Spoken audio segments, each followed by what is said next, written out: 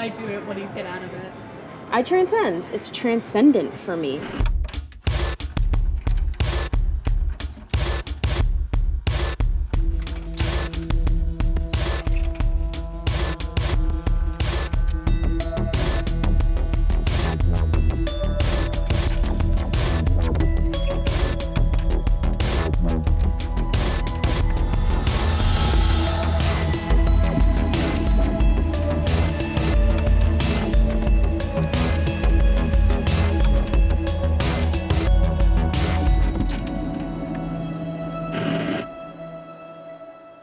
Welcome to the Haus of Melt. This is our apartment. We love our apartment, so come on down.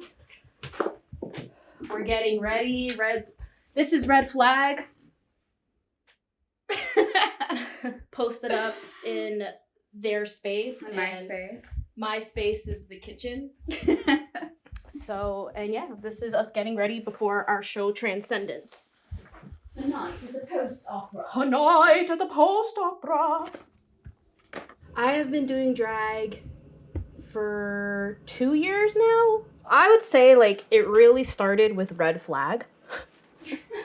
Because before I met Red, I was a workaholic. And I don't say that in a derogatory way. And like, I think I struggled with workaholism. And I would work in the office from like 10 to 7 because I was just lonely. And I didn't think, one, as an artist, I could ever thrive again. 2, I'm never going to meet anyone. And like at the time, I wasn't diagnosed with OCD. And I also was undiagnosed ADHD. So I was like, I thought I was just a hopeless person. And my whole personality was my job. And then I met Red Flag. We went on one date. And I was like, this is a cutie. And this is someone who's really special. And is really smart. And, you know, has something that I see is absolutely amazing. And it's been history ever since. And we never stopped. And then we couldn't even spend 24 hours away from each other. And in true queer fashion, we had like a weekend-long date. That ACAB, she, they, pussy. Fucking life-changing. Oh my god. I came from the music tech industry where you see artists break, you see them explode on these platforms, and you see the machine that is kind of behind it. And you are fed this narrative that you have to be, especially as someone who's AFAB or assigned female at birth, you got to be skinny, you got to be young, you have to have sex appeal, and that's the only thing that sells. And then you multiply that with like intersections, like racism compounds that, and the patriarchy and anti-feminism. So, you know, you just get further down the intersections, and because of marginalization, we don't have access to that space. I come from a very big music background. I was on vocal scholarship in college. I won the Stanley Drama Award for music composition. I was in choir, and performing has always been something of a spiritual connection way for me to express things as a human. And now that I realize how neurodivergent I am, it makes sense because I have always had a difficulty expressing things in the way I guess neurotypical people do. Like, I struggle sometimes being on the spot. I struggle sometimes, you know, paying attention, giving a fuck. That's my biggest one. You're amazing. You're iconic. You look great. It's 5:15. Okay. What can I get ready for you? We're gonna wrap up soon, and then I'm gonna start filling like the production boxes and stuff. So I'll go to Grove 34, and then we have to do everything for the pre-production, and then making sure that like my staff that's on site is ready to go, so the space is managed. Here's everything we need to set up before doors open. Sound, video production. I'm letting you handle video production. If we can set up the curtain, projector, set up the door, and Lucas recordings start at 6:30. The doors open at 7 and Throb's gonna play. And then 7:30, we're gonna flash the lights to cue, we're gonna start. Throb is gonna hold one long note. That is the first note of our intro, and that is our cue to start. And I'll go over that with Bussy.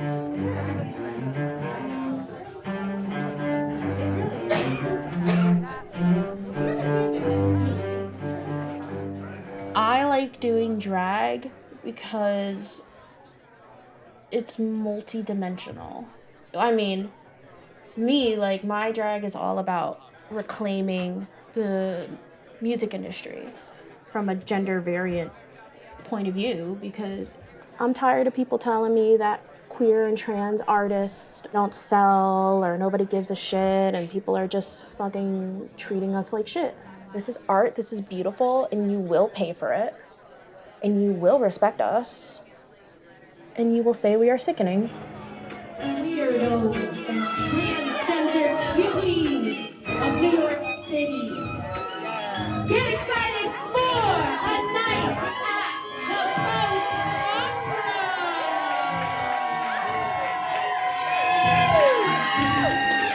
with your host Red Flag and Tuna Melt.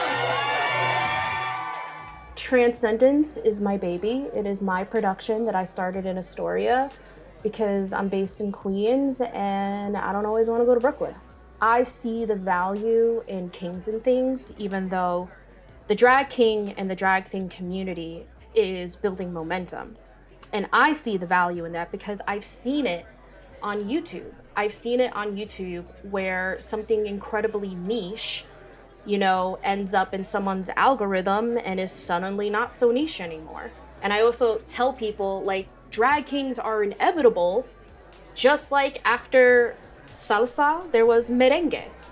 There are always going to be new genres of things coming up, new markets to explore, and there's a story here. And I think that's the most important part, is that we all have a story, and here is this group of mostly marginalized people in the drag king and drag thing scene. This generation of kings and things are going to be the first to hit the demand. And something beautiful about this show is that it's a space for our community, and I want to give to the community that it's okay to let go. Transcendence is for the trans community and trans joy. Thank you all for a wonderful transcendence. Be safe, take care of each other, and I don't know, but take care of each other. Have fun, party.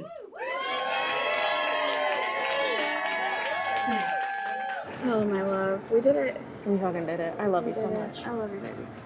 That's why it's called transcendence. It's transcendent for me. I think it really just shows all of my repressed yearnings and ways I wanted to take up space, but I couldn't, as, you know, growing up as a woman and then acknowledging my trans masculinity and to be told that, like, nobody wants to see us. It's just like a big hi. It's a big fuck you. My name is Tuna Melt. I'm a drag king based in Queens, New York.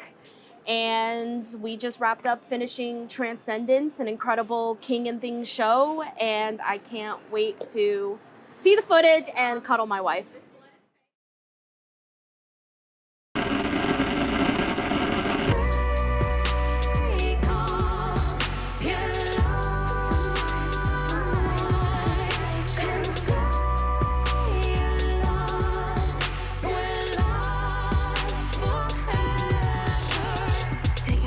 You want from me? Am I blind from what I see? You move, you speak, the